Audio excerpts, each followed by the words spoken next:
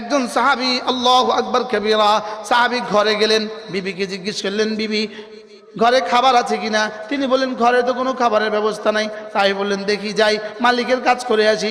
এবার সাহাবী হযরত মাওলানা ওমর পালনপুরের মধ্যে বলতেন, সাহাবী ভরলেন লোটা, করলেন অজু, পড়লেন 2 রাকাত নামাজ, 2 রাকাত নামাজ পড়ে ঘরে ফিরলেন।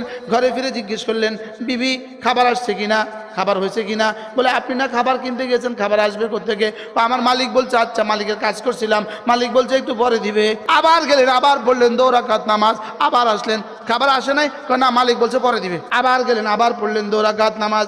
এবার ঘরে আসলেন, ঘরে এসে দেখলেন উনুনে চুলায় আগুন জ্বলে, একদিকে রুটি আরেকদিকে গোশত। সাহাবী জিজ্ঞেস করলেন এগুলো কোত্থেকে? বলে আপনি যখন মালিকের কাজ করতে গিয়েছিলেন, একজন মানুষ তার মাথাত করে 1 টুকরি আটা আর 1 টুকরি গোশত নিয়ে আসা বলছে তোমার স্বামী যার কাজ করেছে তিনি তার মজুরি পাঠিয়ে দিয়েছে।